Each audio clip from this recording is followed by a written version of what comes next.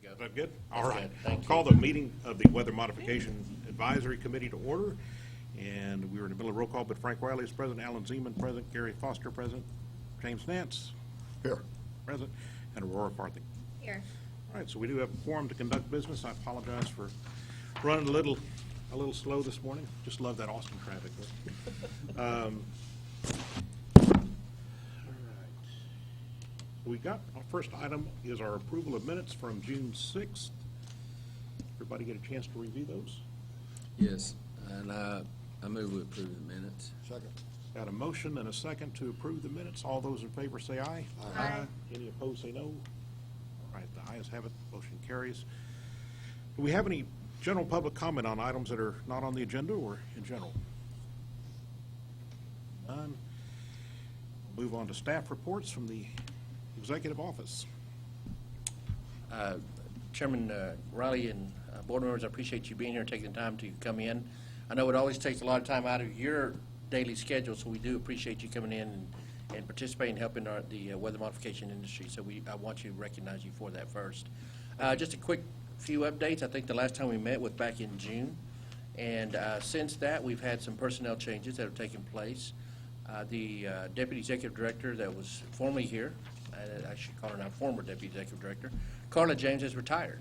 Her last day was November 1 with us, so she has now left the agency, and in her place, we had to hire 2 people to fill her job, and so we have 2 new Deputy Executive Directors.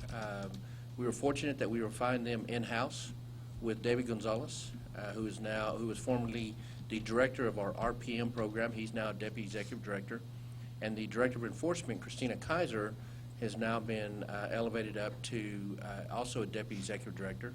So I now have to step up my game because of who they are and what they bring to the agency. So we're welcome to have them here, and we look forward for their continued participation. And you'll probably see them around a lot more and see them coming in and out of these meetings. I do also kind of want to let you know about Sunset. I believe some of you may have already received an email from Sunset that asking for comments concerning TDLR. We highly encourage you to fill those out, send them in.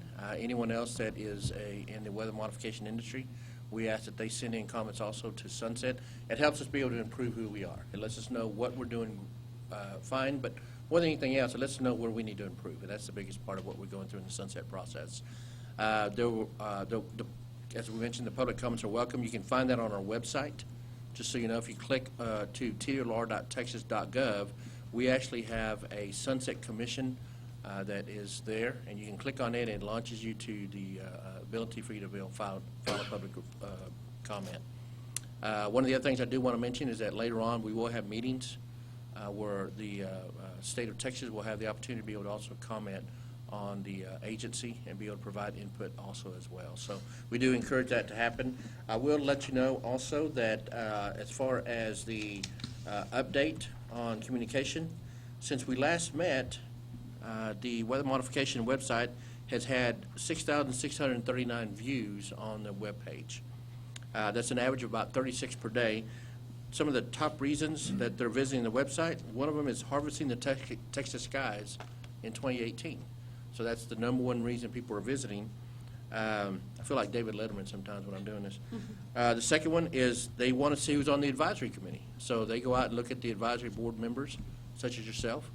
They also look at the frequently asked questions. They look at the laws, which is #4 reason. And then they want to see the meeting agendas, which is the top #5 reason. So that's about all I have. If I'll be able to answer any questions if you've got them. And again, I appreciate your time. Sir, any questions? Thanks very much. Thank you. Brings us to the Office of Project Transformation and Management report. So give us the status of modification projects in 2019.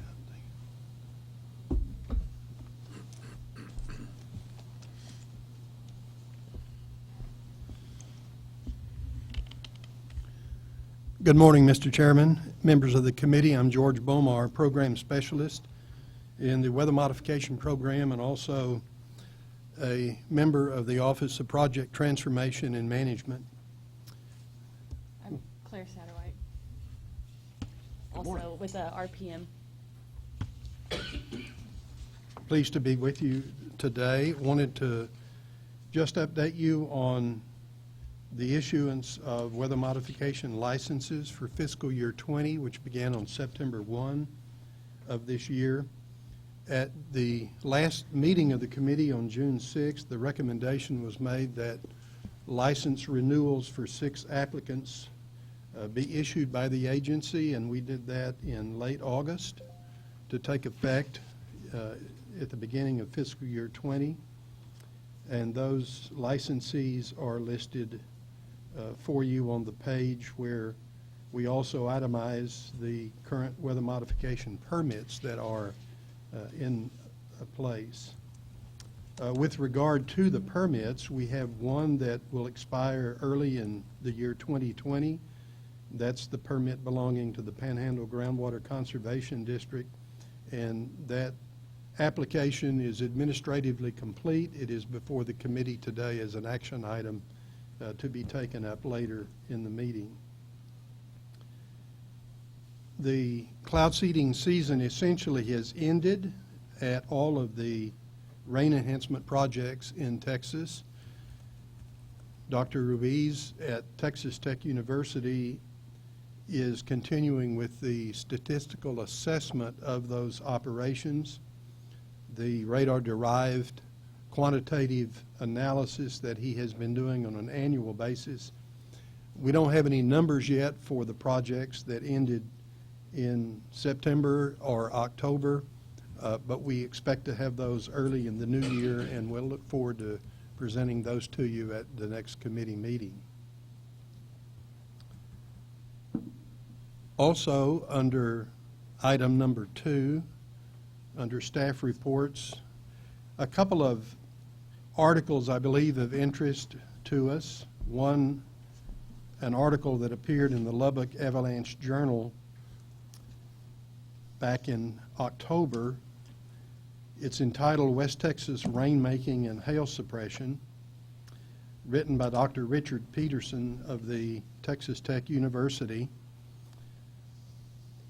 He gives a historical overview of how cloud seeding or more primitive forms of weather modification have been used now for nearly 150 years in parts of West Texas. He discusses at length the existence of a couple of hail suppression projects that were based in Littlefield and Plainview back in the 1970s. And when I first went to work for the state in 1975, it's a long time ago, I was involved with both of those projects, and in fact did my graduate thesis on the topic of the impact of cloud seeding on both hail suppression and rainfall enhancement. And so I do want to comment on a couple of conclusions that Dr. Peterson has made in this article that's before you today. He talks about the fact that there was resistance to the use of cloud seeding for hail suppression in the South Plains of Texas. The main reason there was resistance was there was a severe drought going on at the time, and dryland farmers were seeing their crops wilt in the summer heat and in the absence of rain, and they tied that to the fact that there was extensive cloud seeding going on to prevent hail from damaging the cotton crops that belonged to those farmers that could irrigate.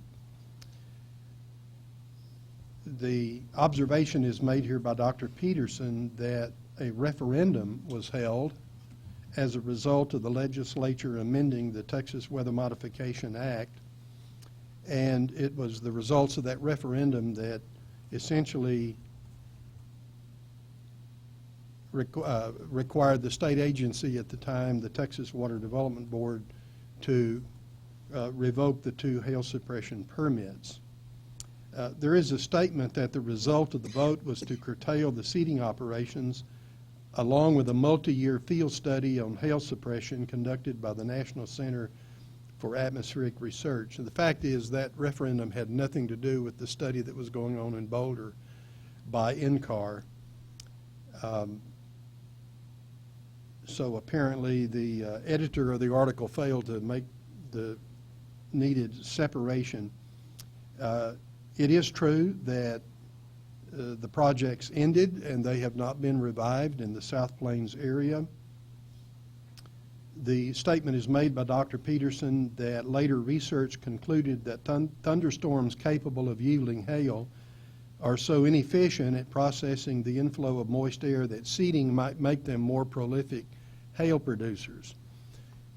I would add that there is also appreciable evidence that when you seed to suppress hail, you do not so invigorate a large thunderstorm that it would generate additional hail.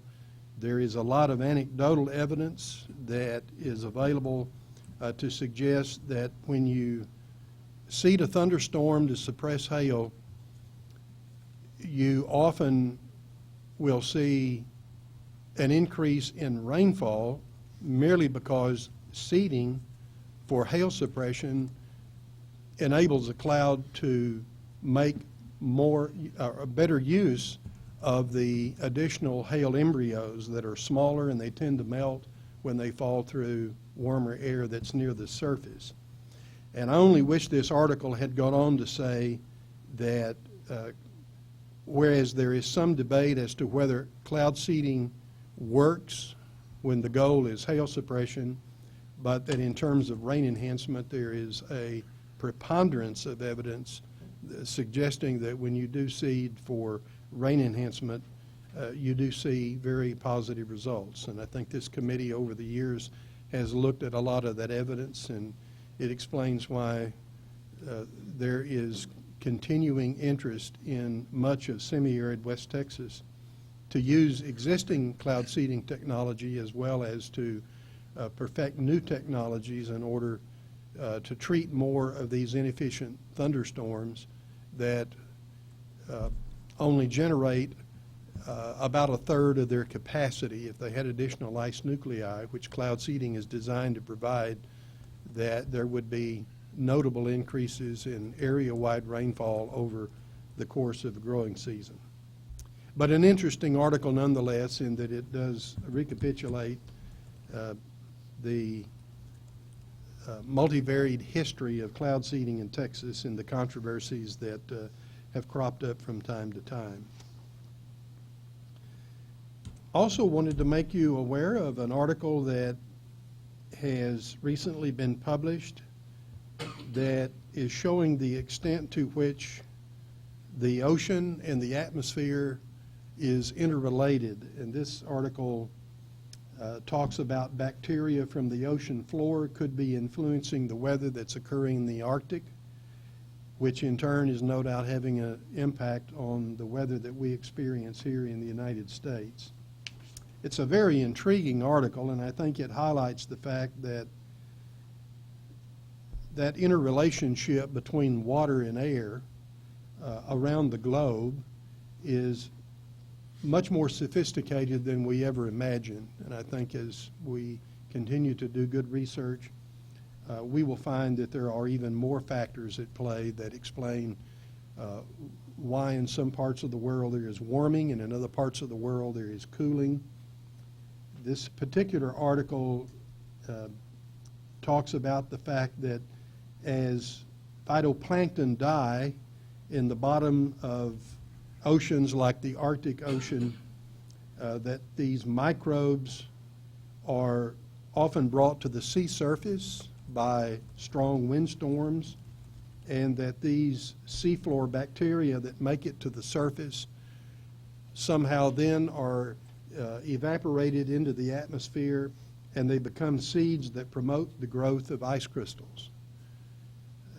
And this article has quite a bit of scientific evidence showing that while we do not yet understand just how bacteria help to form clouds, there is evidence that the bacteria are making it into the atmosphere, and over the years studies have suggested that these microbes and their debris not only brighten clouds and supercharge snowstorms, but also help create some of the biggest hail events that are experienced worldwide. So all that happens in the Arctic doesn't necessarily stay in the Arctic. And I suppose as time goes on, we'll learn even more about how the ocean works with the atmosphere to bring about climate change. It's truly an intriguing article, and research continues on this particular aspect of what we call inadvertent weather modification. That is unintentional, something that nature no doubt has been doing for eons. This committee, of course, and the agency and the act that we enforce deals only with planned weather modification or intentional. But more study is being done in both aspects, inadvertent and planned. Do you have any questions that relate to either one of these articles?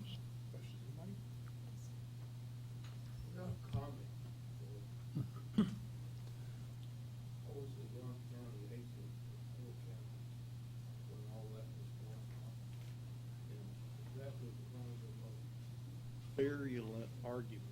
It was almost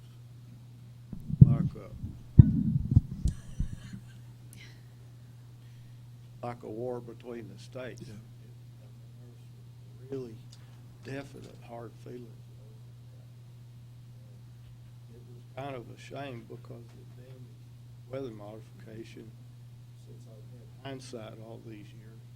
Mr. Zeman? For generations. Mr. Zeman, we can hear you, but, you know, we're recording, and so I heard Speak a little closer. about a war, so we want to make sure we catch all of What I that. was We want trying to clarify the war. What I was trying to say is that George was talking about the 70s, and I was there at the time. And there, among the farmers, there was a very definite one side or the other that they had to choose sides. And most all of us of that generation are gone or don't care about things like that anymore. But it was just lots and lots of really hard feelings. And there was people that were and probably still are mad at each other because of the side that they took. And I think that incident damaged weather modification, at least in our part of West Texas, a little bit still to this day. It was just astonishing how emotional folks became because of that. That's what I had to say. Thank you. So did they actually shoot at people? I mean, the planes, as the newspaper said? I heard that. Did you? George Bomar again. Mr. Chairman, there were threats made. I vividly recall sitting one night in the radar trailer with the meteorologist Richard Jordison. My role working with the state was to be an on-site observer and to ensure that all of the seeding that was done was confined within the permitted target area. I vividly recall the night that he got a phone call from someone who did not identify himself, stating that he needed to get out of the trailer, that it was going to be blown up within the hour. So you're exactly right. It was a very volatile situation. It ended in 1978 when both permits were revoked as a result of the referendum. Wow. Thank you. So is that any other questions for staff? Thank you all very much. Judge Riley? Yes, sir. My apologies. I was remiss, and I failed to provide probably the most important part of my executive staff reports. And Please. So I we'll hope reopen that, that agenda item. yeah, Go and back. I hope that I will not suffer retribution from it. But our executive director, Brian Francis, is in the back. I do want to recognize him and to let you know, Hello, know Mr. that he Francis. is here. And so with that, I can now close my executive staff report. Okay, very good. Oh, and also I failed to mention, we also have a new general counsel, Jessica Escobar, has recently joined us from the Department of Ag, and so she will be part of this weather mod program, and you'll probably see a lot more of her also, but Great. she's new to general counsel. I'm not sure if I missed anybody else. We do have Sunset staff. I talked about earlier, and I failed to mention that they were actually present. So, thank you. So, Mary Winston, TDLR. Mike is a little off today. I'm just kidding. But It's not just today. Yeah, Yeah, well, exactly. Thank you. he is, his 35th wedding anniversary is coming up on the 22nd. Congratulations. And he and his wife just returned from a cruise. So we're trying to get him back, in TDLR brain. Re-entry. So, yeah, reentry. So that's why he's like, let me catch up. So No worries. I'm discombobulated. Thank you. Congrats. I appreciate you. All right. Well, then that brings us to Field Meteorologist Report on ongoing weather modification activities in Texas, 2019. Mr. Chairman, George Bomar, again, we have a couple of folks from at least two of the projects that have operated during 2019 that have some information that they can provide the committee, and it's been customary for the committee to hear from them in the past, and they're available again this morning. Absolutely. Welcome anything they have to bring to us. That's okay.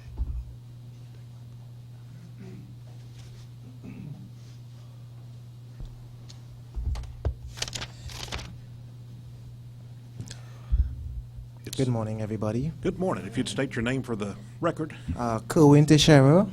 and you are with, With the South Texas Weather Modification in Pleasanton, Texas.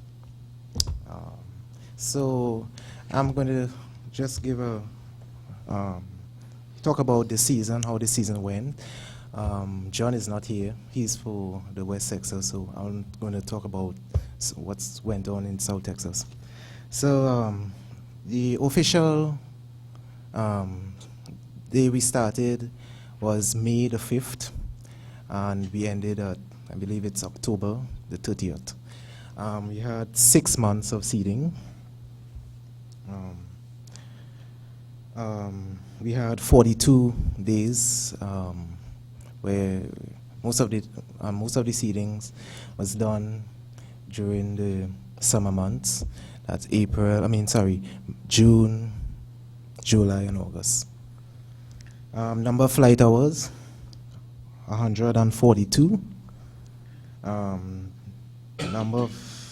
So we had at least 7 hydroscopic flares used, as well as we had 1,221 AGI, which is the silver iodide flares that we use at the same time.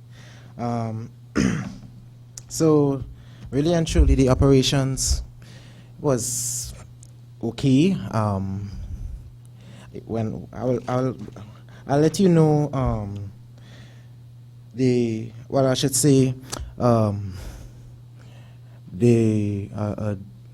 I think the normal the average for the year is normally like 40, so we were like 2 more. We did like 42 for the year, so which was good. But I would say like not every day, like not every seeding period we seeded many cells. We probably seed 1 cell, so per day. But some days we seed like 10 cells.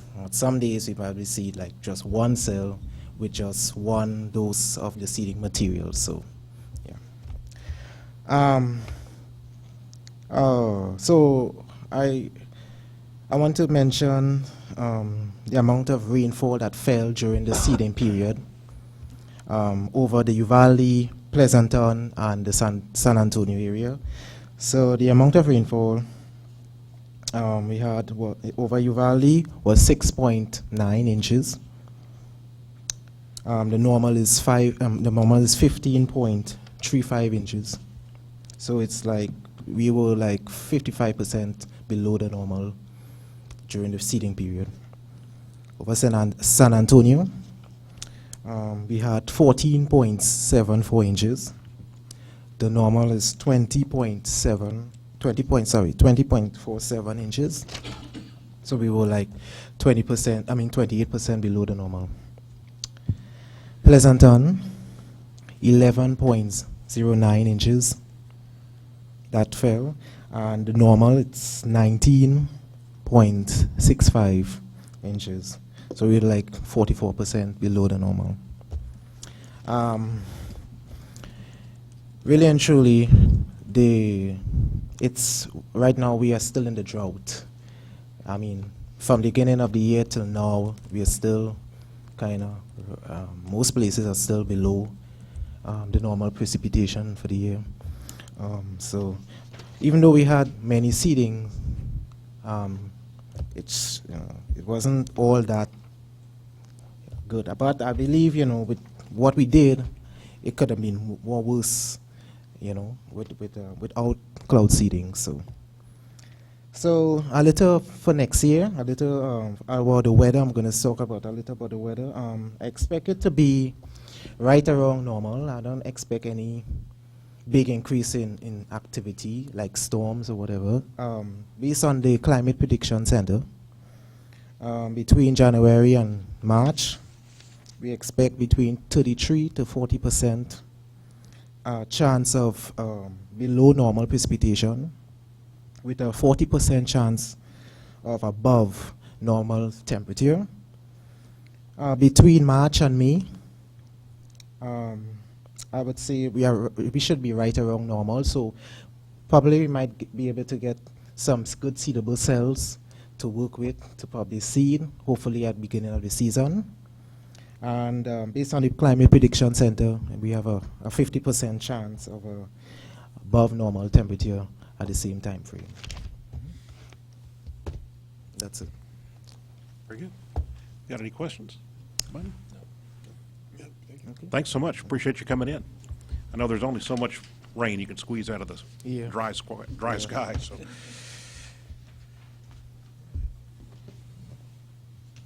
And before you leave, sir, would you mind getting with Ms. Luna over there and fill out one of these forms for her? Thank you.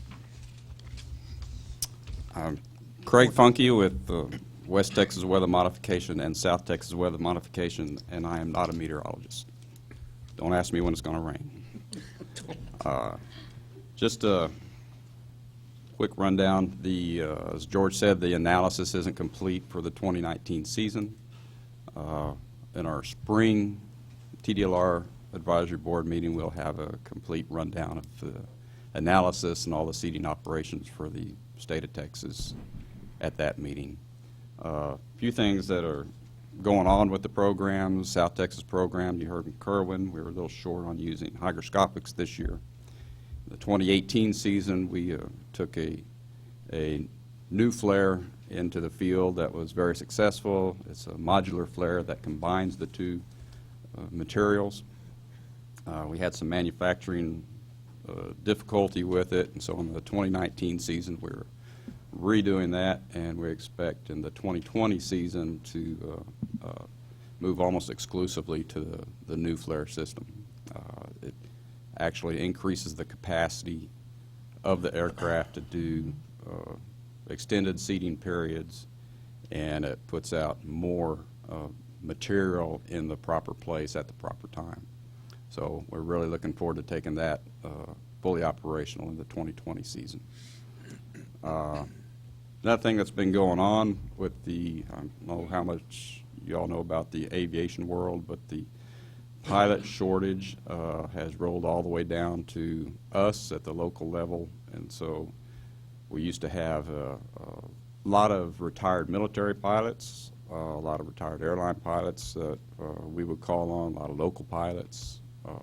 That pilot pool continues to shrink, so we have switched to using contract pilots in some areas. That's worked out better than we hoped. We have a very stringent selection process, but we've been quite pleased with the performance of our seasonal pilots. They tend to be younger and very enthusiastic about it, while the older you get, I guess it's just not that encouraged to jump in an airplane, go fly around thunderstorms. In the South Texas program, we opened a satellite base in Uvalde. We hired a full-time pilot there in Uvalde. We keep the plane there. It's worked very well in covering the Edwards Aquifer Authority target area. South Texas program does have a contract with them. It's been very beneficial to both programs to work in that capacity. That, we're just looking forward to another year coming up, and if you have any questions, I'd be happy to try and answer them. But I don't know when it's going to rain. A meteorologist doesn't either, so. But they have a degree Yeah, that they have. gives them the right to say that. Thank you. Thanks, Greg.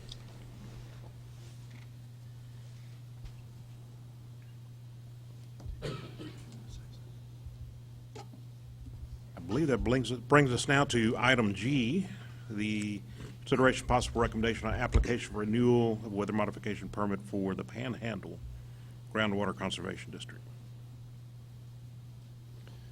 Mr. Chairman, George Bomar again. We have an application from the Panhandle Groundwater Conservation District, which is headquartered in White Deer near Pampa, for renewal of its rain enhancement program, its permit for the next four-year period beginning in February of 2020.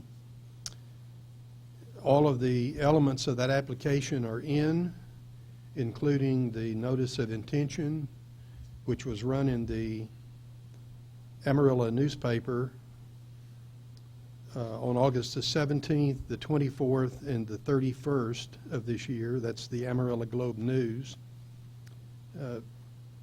We also have the very detailed operations manual that was provided with the application, written by Jennifer Puryear. We just received a certificate of insurance provided by the Water District. The permit fee has been paid, and we have the completed application for that particular program. I do want to inform you that I learned last Friday that the staff meteorologist, Ms. Puryear, has left the district, and so at the moment the district does not have employed a meteorologist for this program. However, this is the off-season, and normally they're not doing any cloud seeding in the winter months, and don't expect that program to be operational again until sometime in April, possibly even as late as May. The fact that they don't have currently a meteorologist employed does not in any way bear upon the merits of this application for renewal of permit. As you know, they do hold a license, and it is the license that identifies certain individuals who are qualified to be in control and in charge of day-to-day cloud seeding operations. And it may be that one of the other individuals on their license may be in charge and in control once cloud seeding operations begin next spring. Do you have any questions of me about the application before you for the rain enhancement program? Questions, anyone? Not, and it all looks like it's in good order. Mr. Chairman, if I may just point out one change in the operations plan that's presented with the application. On page 31 of that manual, for the first time, the Panhandle District is proposing to have a suspension criterion that is identical to those that we have added to other permits that have been issued over the last couple of years. And I'm specifically referring to the first suspension criteria bulleted at the bottom of page 31, and I want to read that change in the criterion. With any severe thunderstorm warning issued for all counties within the target area, seeding operations may continue for a maximum of 20 minutes. After no more than 20 minutes from the time the severe thunderstorm warning was issued, seeding operations on the storm with the warning will be suspended, and seeding operations may resume after the storm warning expires if conditions warrant.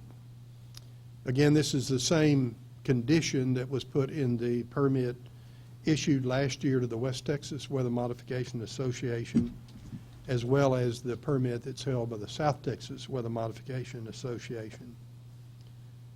So this is becoming a standardized suspension criteria that we're adding to each of the permits that come up for renewal. Everything else about the operations plan remains the same as the plan under which they've been operating for the last 4 years. Thank you. Mr. Chairman, I'd like to make a motion that we recommend the renewal of the permit for the Panhandle Conservation District. Second. We have a motion and a second to recommend renewal of the weather modification permit for the Panhandle Groundwater Conservation District. All those in favor say aye. Aye. Any opposed, say no. All right, the motion carries unanimously. Thank you. All right, that brings us to recommendations for agenda items for the next committee meeting. Staff, y'all have anything you think about other than? Mr. Chairman, obvious how about renewals that item might come up? H on the agenda? Item H. Oh, item H, I apologize. Consideration possible recommendation on I wrote all over my notes here, sorry, to request an exemption for weather modification research efforts involving spray seeding with charged water droplets from the Texas Weather Modification Association. Go ahead. Thank you, Mr. Chairman. George Bomar again. We've received a letter from Clint Hoffman, who is with Aqua Sky LLC in College Station, Texas, requesting that the exemption under which the researchers over the last 2 summers have been doing spray seeding in parts of West and South Texas be extended for another season, the season of 2020. You may recall that when we originally issued the exemption, it was based on the fact that the initiative qualified under rule number 79.12, the exemption from having to have a license and a permit in order to do this experimental seeding with supercharged water droplets. Our rule states that involved in this effort must be one of the following, and I particularly focus on number 3, a research, development, and application of weather modification technologies that are conducted by state and federal agencies, institutions of higher learning, and bona fide nonprofit research organizations. And when we were first requested for an exemption to this research effort, the United States Department of Agriculture was one of the partners. And Dr. Dan Martin from College Station, who works for USDA, was a key participant in the flights that are documented in the material that's in your notebook, summarizing the results of the research that's been done both in 2018 and in 2019. The USDA applied for a patent for this electrostatically charged water dispersal system for cloud seeding purposes, and I understand that that patent has been issued, and so as a result, the USDA is not now a cooperator with the Texas Weather Modification Association, and that brings into question whether the effort at the moment would qualify for extending this exemption. I do know that there is an effort being made to identify a partner who would meet this qualification, and I'd like to prevail upon Craig Funke, if he would again, to elaborate on that to whatever extent he would like. Essentially, what's being asked today is that this item be delayed and that the State Association come back to the committee at a later date once the partner or participant that would meet this qualification has been identified. Greg, if you Bring it.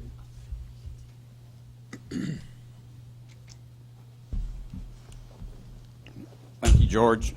Craig Funky again, this time with Texas Weather Modification Association. And yes, we've kind of run out of the availability of federal money to continue this research. The USDA typically gets the technology to a place where it can be patented and then added to it, then they give a license to use the patent. So that's kind of in the stage we're at right now. There may, at the future, be a room where we have a little offshoot and do some other research with the USDA utilizing this technology. But the situation right now is so fluid, we don't have anything solidified. We are seeking another research institute or a university to participate with. And with the lack of state or federal money, there's also an effort to find private money, private capital to fund this research, which means it would be developed into more of a business type setting and maybe not quite just government operations.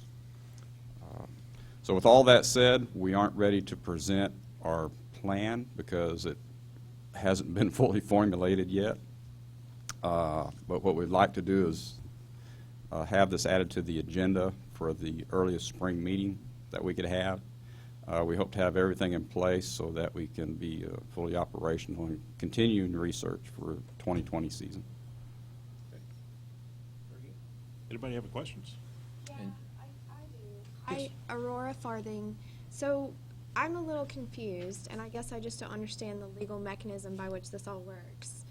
But obtaining a patent halts the research because now they want to sell it, or I don't understand.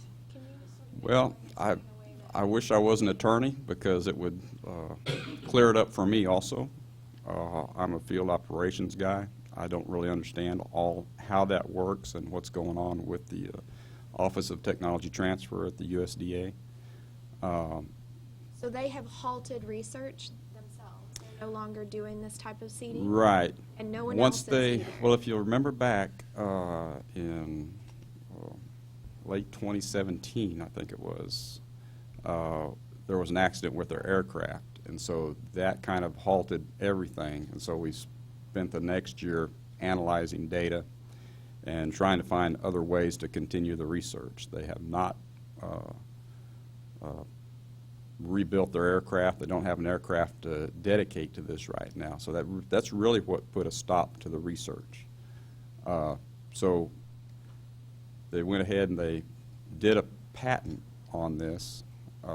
I don't think it is complete. I think it's in the waiting process for others to be able to challenge it or to do all the legal research that needs to be done. But that's really where we are between getting it out of,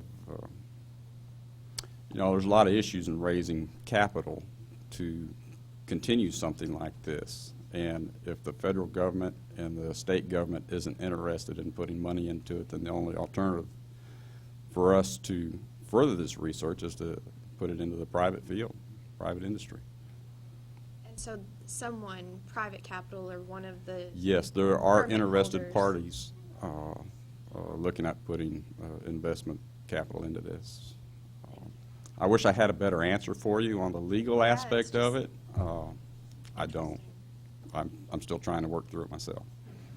But we do hope to have a lot of this resolved so we can continue with the research in 2020.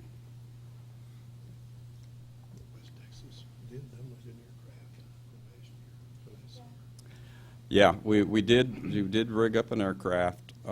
We did seed some with it. We still have some of the USDA's equipment that they've just left with us because they don't need it right now. We did determine that the capacity of the plane that we were using to carry water is not sufficient. What it will do with the amount of capacity we have is replicate what our existing technology will do. But we really need to have bigger aircraft, higher capacity aircraft. Those are expensive, and the state isn't willing to fund it.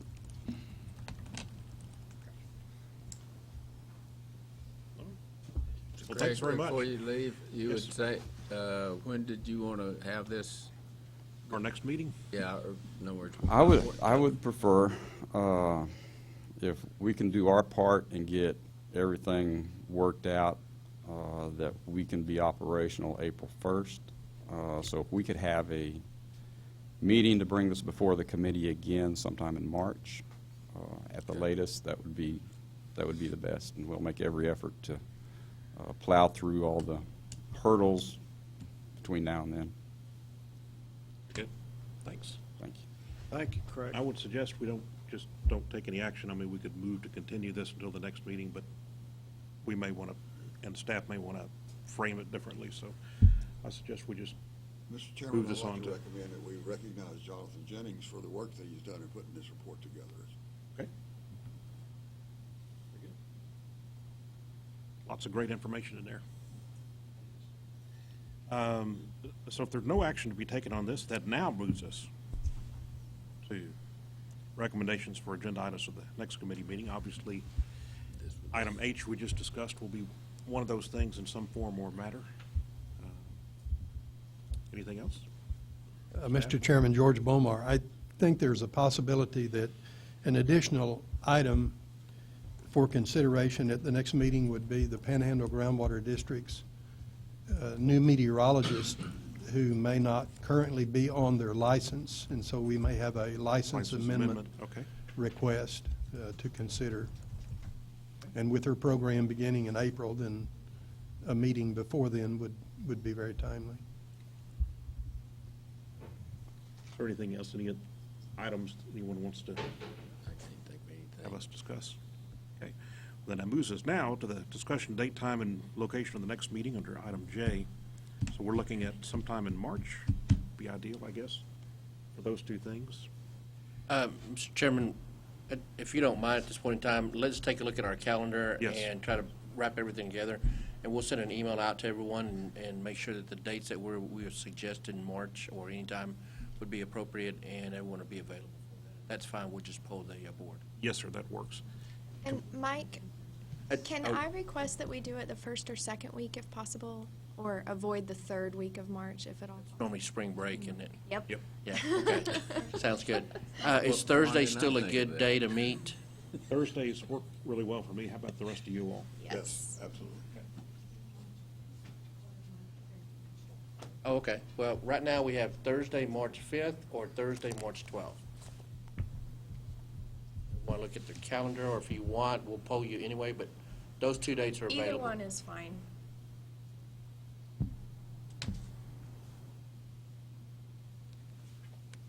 Okay, by me. Yeah, either one. Yeah, either one appears to be open for me too, so just 12th? let us know. Okay, we'll do that. We'll let you know. And so if what we may shoot for is the 12th to be the first date, Okay. and we'll select the 12th, and we'll have it on that Thursday at 10 o'clock again. Is that, I've been directed to ask if that's okay with everyone. Yes, sir. Yeah. Okay. Yes. So, I'm following orders. I've been married 35 years. Yes. Smart man. All right. Well, thank you all very much for being here. It is 11:06 a.m., and the committee has completed its business and is adjourned.